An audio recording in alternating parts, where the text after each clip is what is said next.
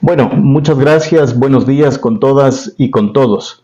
En primer lugar, permítanme presentarme, soy Raúl Cadena Palacios, presidente de la Academia Latinoamericana de Derecho Penal y Penitenciario. Quiero agradecer también a los organizadores que han tenido a bien desarrollar este sexto seminario internacional de justicia restaurativa y derechos humanos. Un tema bastante importante, oportuno y actual, diría yo, que nos va a permitir justamente conocer cuál es el contenido, la naturaleza y alcance de este mecanismo de justicia. En ese sentido, y para efectos de esta charla, me voy a permitir desglosar el tema que se me ha sido asignado para poder compartir con todos ustedes, cuál es la justicia transicional y el sistema penitenciario en el Ecuador. Es así que voy a desarrollar este tema en tres componentes. Un primero que va a referirse a los elementos teóricos capaz que nos permita conocer cuáles son justamente esos sustentos teóricos, esos principios que sustentan a la justicia transicional. En un segundo componente o en un segundo apartado nos referiremos a la justicia transicional en el Ecuador, cómo es que ha sido incorporado a través de las denominadas comisiones de la verdad. Y finalmente, en el tercer apartado de esta charla, vamos a desarrollar cómo es que la justicia transicional se vincula con el sistema penitenciario ecuatoriano. A continuación, entonces, vamos a desarrollar el primer punto. La justicia transicional en el Ecuador. ¿Cómo es que ésta se incorpora en el país? Efectivamente, en el año 2007, una vez que el presidente Correa asciende o asume el poder, busca devolver esa verdad, busca devolver a las víctimas esa paz y esa reconciliación social por un periodo, digamos, bastante nefasto, bastante fuerte, violatorio de derechos humanos, identificado así por varias, no solamente organizaciones en defensa de derechos humanos del Ecuador, sino también de organismos internacionales. Fue esta época identificada entre el periodo de 1984 y 1988, ya en democracia plena, bajo la administración del en ese entonces presidente de la República electo democráticamente, León Febres Cordero. Decíamos que un gobierno electo democráticamente, sin embargo, en ese entonces, como un antecedente, se desarrolla, digamos, dentro del Estado, se desarrolla dentro del país, un grupo subversivo calificado así, y denominado Alfaro Vive Carajo, ABC, que se identificó como parte de los grupos de izquierda que combatían justamente las políticas de mano dura del Estado ecuatoriano de ese entonces. Es así como el presidente en ese entonces, Febres Cordero, refuerza la teoría del enemigo, fortaleciendo a la Policía Nacional y al Ejército Ecuatoriano. Se crean, solo por citarles un ejemplo, los escuadrones volantes, en donde la Policía Nacional perseguía a todos aquellos que el Estado consideraba como enemigo, consideraba como subversivo, y lamentablemente esto trajo como consecuencia cientos de desaparecidos, torturados, muertes, que hizo precisamente la reacción de parte de los organismos de derechos humanos en ese entonces y luego posteriormente a través de estas comisiones de la verdad se devele o se desvele cuál fue la realidad. Como otro antecedente, esta comisión de la verdad que fue creado el 18 de mayo de 2007 bajo decreto ejecutivo 305, se crea justamente con el propósito de investigar y esclarecer así como también impedir la impunidad respecto de los hechos violentos y violatorios de los derechos humanos ocurridos en esta época, en este periodo presidencial del 84 al 88. Como datos reveladores, la Comisión de la Verdad reveló que entre 1984 y 2008 existieron cientos de casos de violaciones a los derechos humanos, víctimas de privación ilegal de la libertad, víctimas de tortura, víctimas de violencia sexual, desaparición forzada, ejecución extrajudicial y atentado contra la vida.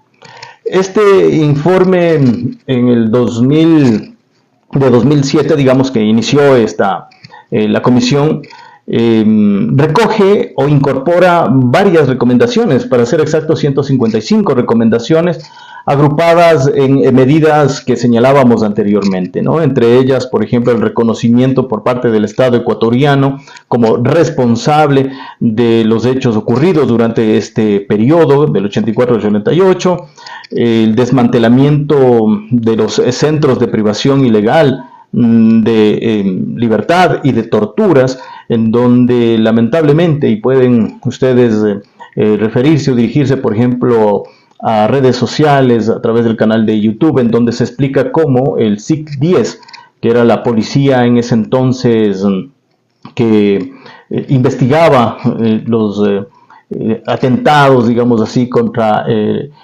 régimen de ese entonces, los torturaba, los desaparecía sin ninguna fórmula de juicio.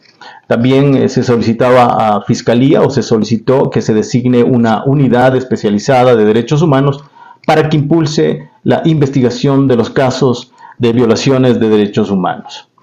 Dentro de esta Comisión de la Verdad, o dentro de este proceso de justicia transicional en el Ecuador, también encontramos ya un proceso de judicialización de las violaciones de los derechos humanos. ¿Qué significa aquello?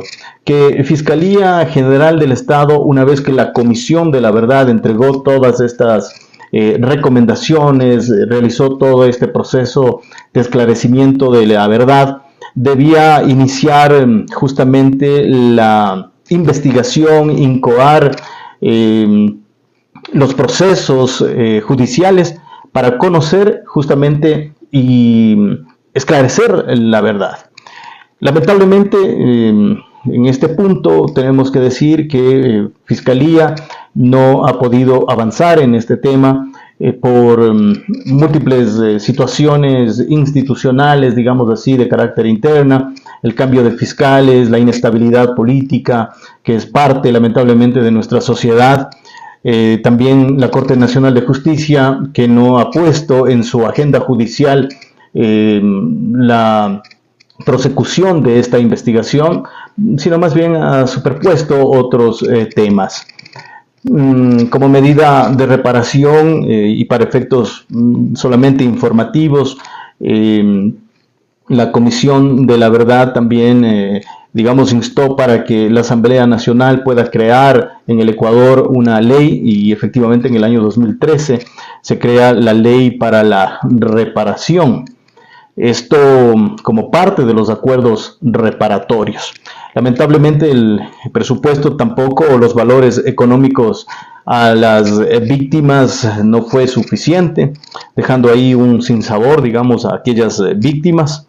Y aquello también se complicó cuando el Ministerio de Justicia fue fracturado, fue dividido, lamentablemente por en ese entonces el presidente Moreno, dejando debilitada la institución, dejando debilitada el Ministerio de Justicia.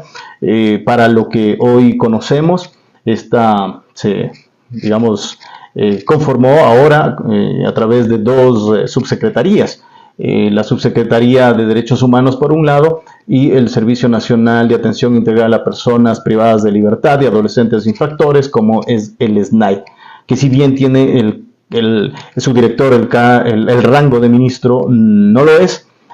Justamente esta debilidad institucional ha hecho, precisamente como señaló en su momento en el informe de personas privadas en el Ecuador en el año 2022 frente a la crisis penitenciaria, que esta sea una de las causas que haya conducido a la crisis penitenciaria. Me refiero a la debilidad institucional, es decir, que ya no existe el Ministerio de Justicia en el Ecuador. Eso a manera, digamos, didáctica, rápida por efectos de tiempo, cómo es que la justicia transicional se pudo conocer, al menos acá en el Ecuador. Sin embargo, han quedado pendientes todavía muchas recomendaciones por llevar adelante. En ese sentido, bueno, vamos ahora a desarrollar ya en los próximos y finales minutos cómo es que la justicia transicional se vincula con el sistema penitenciario ecuatoriano. Vamos a verlo a continuación.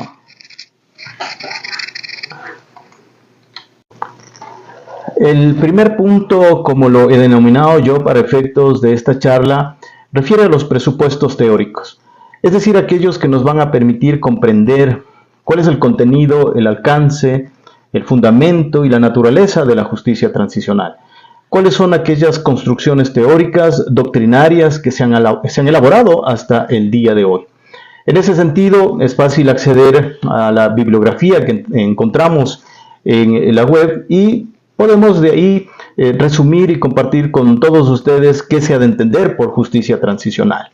Esta se incorpora dentro de los estados como un mecanismo, como una forma que permite devolver a los estados la confianza, que permite alcanzar la paz social o la reconciliación social luego de que estos mismos estados han experimentado procesos de conflicto, procesos internos provenientes muchas veces de regímenes dictatoriales de facto, con lo cual se pretende nuevamente alcanzar esa confianza con el Estado, con sus gobernantes. La justicia transicional pretende promover el respeto irrestricto de los derechos humanos, luego de que estos, dentro de esos estados de facto, han sido gravemente vulnerados, gravemente violados. La justicia transicional busca entonces de esta manera prevenir que en el futuro se generen nuevas violaciones. Pero ¿sobre qué bases o sobre qué pilares está fundado la justicia transicional? Sobre tres bases. Una primera que corresponde al derecho a la verdad, otra al derecho a la justicia y el tercero el derecho a la reparación de las víctimas. Una pregunta o una interrogante que nos surge para comprender este presupuesto teórico en este momento es: ¿de dónde proviene esta especie de justicia? Para comprender mejor y dar respuesta a esta interrogante, es importante comprender el contexto político, el contexto social del cual devienen nuestras actuales democracias.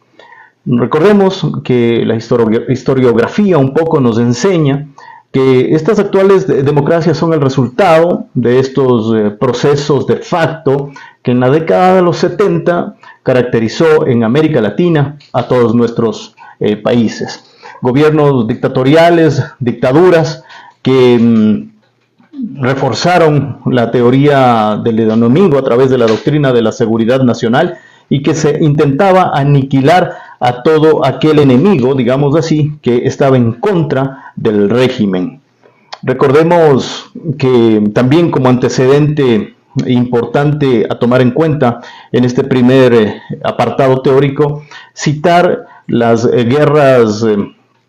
dos guerras mundiales de las cuales provienen, digamos, o provenimos y da resultado a las actuales democracias. La última, la segunda, 1935 a 1939, que buscan, sino el predominio, la hegemonía, digamos, o sobre la geopolítica mundial, el interés, el predominio político, económico por dominar justamente el globo. En ese sentido, esto nos permite justamente que luego de que termina esta guerra mundial y en procesos de guerra fría, se vaya pensando en que se tiene que evitar a toda costa nuevos procesos o nuevos enfrentamientos bélicos entre los estados. Hoy se dice que aquellos enfrentamientos son ya reducidos, son mínimos. Sin embargo, no descartemos lamentablemente la posibilidad de un tercer conflicto bélico si no pensemos en Rusia-Ucrania.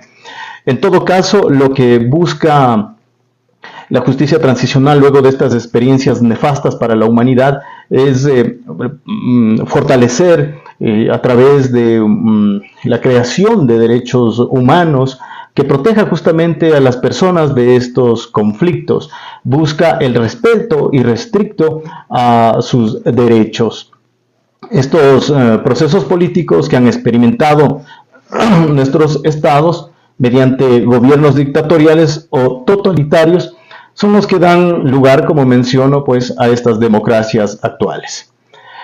Por otro lado, ¿cuál es el concepto de justicia transicional? Preguntarnos si aquel se ha mantenido de manera estática o dinámica. Podemos decir que este concepto de justicia transicional en la actualidad es bastante ecléctica, es decir, no solamente cuando referimos a justicia transicional nos hemos de referir a esa transitología entre un régimen dictatorial a un régimen democrático. Lamentablemente, los hechos, como ya vamos a ver, al menos en el Ecuador, los hechos violatorios a los derechos humanos en el Ecuador se han dado en un régimen democrático, como ya lo veremos más adelante. Pero, ¿cuáles son aquellos ejes sobre los que se sustenta la justicia transicional? La doctrina nos enseña de la misma manera que existen varios ejes. Ellos son la verdad, la justicia y la reparación. La verdad es aquella que nos va a permitir conocer justamente cuál fue aquella realidad histórica, cuál fue aquella verdad histórica de los hechos, cómo se realizaron los mismos. Va a permitir este eje devolver la posibilidad a las víctimas de conocer cómo efectivamente se desarrollaron estos hechos, entregar la verdad, el esclarecimiento de los mismos, a través de las denominadas comisiones de la verdad, como sucedió en el caso del Ecuador y como veremos más adelante. También el eje de justicia, que va a permitir a través de este crear o incoar las acciones legales correspondientes a través de las diferentes instancias internas de los estados, como la Fiscalía o el Ministerio Público, que va a permitir justamente iniciar, conocer los autores responsables y determinar las sanciones correspondientes. Y la reparación como mecanismo que permite remediar en lo posible el daño causado por el cometimiento de estos hechos, por la violación de los derechos humanos. Los estados deben reparar a las víctimas, en lo posible deben generar políticas públicas que respondan a las consecuencias que se han generado como producto de estas violaciones. La Organización de Naciones Unidas ha establecido un documento, seguro ustedes lo conocen, denominado como Principios y Directrices Básicos sobre el Derecho de las Víctimas. Y aquí se explica justamente cómo debe ser ese tratamiento a las víctimas y qué se deben incluir en estos programas de reparación. Solo a manera didáctica enumerarles cuáles son aquellas medidas. Encontramos, por ejemplo, las medidas de restitución, las medidas de rehabilitación, medidas de satisfacción y medidas de no repetición. Entre las primeras me refiero a las medidas de restitución. Por ejemplo, se ordena el regreso al lugar de residencia, la reintegración a su empleo, por ejemplo, en caso de las víctimas, el establecimiento de la libertad, etc. Dentro de las medidas de rehabilitación, la doctrina nos enseña que se ha de comprender entre ellas la provisión gratuita de tratamientos médicos, de tratamientos psicológicos a las víctimas por afecciones físicas, psicológicas, etc. Las medidas de satisfacción son aquellas que buscan reintegrar y conmemorar la dignidad y la memoria de las víctimas. Revelan justamente la verdad en la que es objeto principal la justicia transicional, búsqueda de personas desaparecidas, declaración judicial y también las disculpas públicas, entre otras. Y finalmente las medidas de no repetición.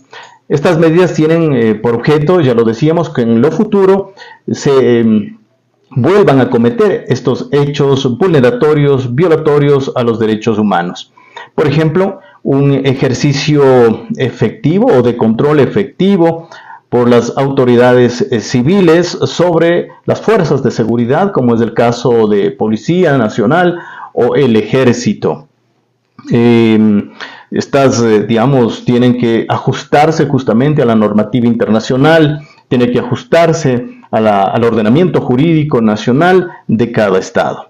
Así también, entre estas medidas de no repetición, la protección a los profesionales del derecho, a los profesionales de la salud también, y algo importante que rescatar y que nos va a dar justamente ese puente para poder vincular con la justicia transicional y el sistema penitenciario ecuatoriano, es la formación o educación en derechos humanos, así como incorporar a este proceso, digamos, de formación continua en derechos humanos a las fuerzas de seguridad como la Policía Nacional y el Ejército.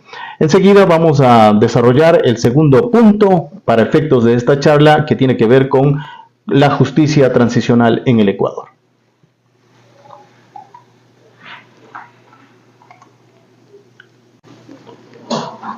En este tercer y final apartado voy a tratar de vincular cómo es que la justicia transicional, dentro de ese concepto evolutivo actual, guarda estricta relación con el sistema penitenciario o el sistema prisional, en este caso con el Ecuador. La justicia transicional, cuando nos referíamos a las medidas de no repetición, es decir, que se trata de evitar que la violación de derechos humanos se vuelva a producir, se vuelva a repetir, y había destacado como fundamental y principal la capacitación y educación en materia de derechos humanos en el tratamiento de reclusos para personal penitenciario. Y aquí me gustaría destacar un caso muy importante referente en este tema, que la Corte Interamericana de Derechos Humanos, CIDH, lo ha destacado justamente de manera, digamos, como un elemento fundamental para poder comprender la importancia que merece esta especie de justicia en el Ecuador. Solamente darles algunos antecedentes. El caso se denomina Tibi versus Ecuador. Este nace en 1998, cuando se denuncia ante la Secretaría de la CIDH que el señor Daniel Tibi, mientras se encontraba en su vehículo en la ciudad de Quito, transitando en un día normal, resulta que es interceptado, aprehendido y privado de manera ilegal de su libertad, conducido a la ciudad de Guayaquil, en donde por cerca de 2 años permanece en prisión. En el 2003, la Comisión Interamericana de Derechos Humanos conoció ante la Corte Interamericana de Derechos Humanos una demanda contra el Estado ecuatoriano. En el 2004, se emite una resolución, y en la que uno de sus puntos, especialmente el punto número 13, dispone por unanimidad que el Estado ecuatoriano deberá establecer un programa de formación y capacitación para el personal judicial, del Ministerio Público, policial y penitenciario, incluyendo al personal médico, psiquiátrico y psicológico, sobre los hechos y normas de protección de los derechos humanos en el tratamiento de los reclusos.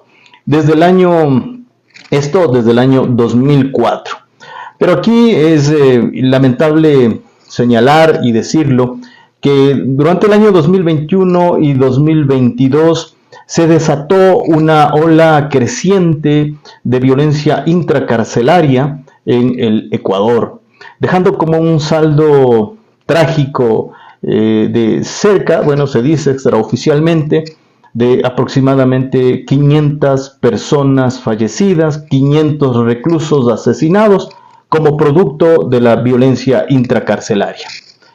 Esto en el año 2003, la misma CIDH, la misma Corte Interamericana de Derechos Humanos, emitió una resolución de supervisión de cumplimiento de la sentencia de 2004, en el caso que estamos refiriéndonos o citando para la presente charla, Tibi versus Ecuador, por la falta de cumplimiento de las medidas de reparación pendiente.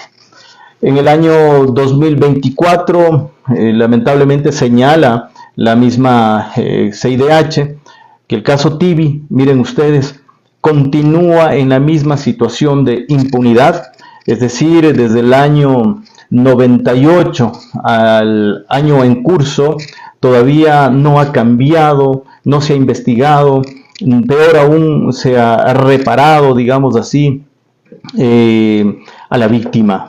Se persiste, dice la CIDH, en el incumplimiento del Estado en su deber de investigar, de juzgar y sancionar a los responsables de esta privación ilegal de libertad del ciudadano Daniel Tibi.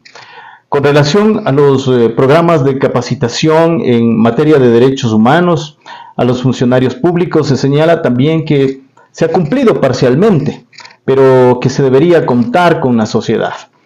Y una vez más, aquí señala este punto principal que preocupa a la CIDH, la falta de incumplimiento por la grave crisis, o que la falta de cumplimiento de estas medidas de no repetición ha provocado la grave crisis penitenciaria en el ecuatoriana que se desató en el año 2021 y el año 2022, con la trágica muerte, como ya señalé, de más de 500 personas privadas de libertad, asesinadas como producto de la violencia intracarcelaria. Es decir, señala incluso la CIDH que dichas condiciones, no solamente de hacinamiento, de insalubridad, que provoca o conduce a esta violencia intracarcelaria, ya fueron advertidas por la Corte desde el año 2004. Es decir, miren ustedes, ha transcurrido ya 2 décadas. Incluso si nos referimos al informe o el primer informe sobre las personas privadas de libertad en el año 2011, realizado por la Organización de Estados Americanos, ya nos informa, ojo, desde el año 2011, que una de las principales causas de la crisis penitenciaria es el hacinamiento y la sobrepoblación. Y esto, como decíamos, conlleva justamente a problemas de violencia, como ha sucedido en el caso del Ecuador. Decir que los factores de crisis penitenciaria en el Ecuador son estructurales, sin duda alguna, son de la misma manera identificados en el informe de la CIDH en 2022, que nos visitó en el Ecuador en esa fecha a propósito, lamentablemente, de estos hechos de violencia intracarcelaria. El informe que me permito recomendarles, está colgado también en la web, nos recomienda la CIDH a propósito de esta crisis penitenciaria algunas medidas de reinserción, algunas medidas también de no repetición, entre ellas, por ejemplo, medidas de carácter inmediato, como investigar de oficio y con la debida diligencia las muertes violentas y actos de tortura y malos tratos ocurridos dentro de los centros penitenciarios. Lamentablemente esto no ha ocurrido, digamos así, hasta el momento. No vemos que Fiscalía haya dado el primer paso para dar con los responsables por acción u omisión de estas muertes violentas ocurridas dentro de los centros penitenciarios del Ecuador. Se dice también que se debe capacitar una vez más de manera continua y permanente al personal técnico de criminalística y de medicina legal, en lo particular en lo relacionado con el manejo de cuerpos y gestión administrativa en la materia. Se debe buscar la posibilidad de garantizar espacios que permitan que se compartan experiencias nacionales y con el exterior. Asimismo, los peritos y forenses deben recibir apoyo psicológico o de contención. En ese sentido es menester enfatizar que la justicia transicional entonces busca también, dentro de este nuevo concepto, dentro de esa transitología, el respeto pleno y restricto de los derechos humanos, especialmente de las personas más vulnerables de nuestras sociedades, como lo son, en el caso que estamos discutiendo, las personas privadas de libertad. Se recomienda también, pues, dentro de esta necesidad de no repetición, el tratamiento, digamos, de carácter inmediato, de un enfoque de derechos humanos. En ese sentido es menester insistir que las fuerzas de seguridad en el Ecuador, que actualmente Fuerzas Armadas está a cargo del control de la administración penitenciaria en el Ecuador, sea capacitada de manera urgente, sea capacitada de manera pronta en materia de derechos humanos, capaz que puedan las personas privadas de libertad gozar plenamente y disfrutar de los derechos previstos no solamente en la Constitución interna del país, sino en el ordenamiento jurídico internacional. Finalmente, vamos a dejar algunas conclusiones, esperando pues que este pequeño aporte nos haya permitido esclarecer un poco mejor el concepto, el contenido y alcance de la justicia transicional y su vinculación con el sistema penitenciario ecuatoriano. Finalmente, y a manera de conclusiones, me voy a permitir leer dos de ellas que han sido parte de esta breve charla.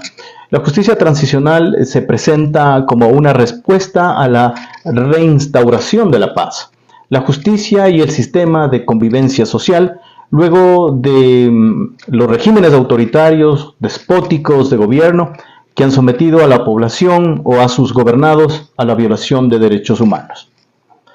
Desde el enfoque de la justicia transicional, los estados están obligados a adoptar medidas razonables para prevenir en el futuro violaciones de derechos humanos, iniciar investigaciones eficaces cuando existan violaciones de derechos humanos, imponer sanciones y ordenar medidas de reparación. La justicia transicional, si bien su naturaleza permite entender que nace de procesos o son un mecanismo, o es parte de un mecanismo para devolver la reconciliación social como parte de esos nuevos procesos de reconstrucción de una sociedad luego de venir de regímenes dictatoriales y luego establecer los fundamentos para el desarrollo y la convivencia social dentro de un sistema democrático, no significa que la justicia transicional no sea aplicada dentro de este sistema, porque ya hemos visto, como en el caso del Ecuador, es en el régimen democrático en donde se ha perpetrado violaciones a los derechos humanos. Violaciones a derechos humanos de personas vulnerables, como en el caso de las personas privadas de libertad, que buscan justamente alcanzar a través del sistema penitenciario la finalidad principal de la pena, que es la reinserción, la reincorporación a la sociedad o la reintegración a la sociedad como parte justamente de esos derechos humanos. Hasta aquí esta intervención, que espero pueda aportar a construir algunos otros elementos o insumos válidos para poder comprender de manera actual y más contextualizada la justicia transicional. Entender que la justicia transicional ha evolucionado. La justicia transicional guarda mucha relación no solamente con estos regímenes dictatoriales, quiero decir regímenes de facto, sino también que es plenamente válido para comprender cómo funciona dentro de regímenes democráticos donde se perpetra hasta el día de hoy violaciones graves a los derechos humanos de sus habitantes y de sus ciudadanos. Muchísimas gracias por su atención y les deseo un excelente día.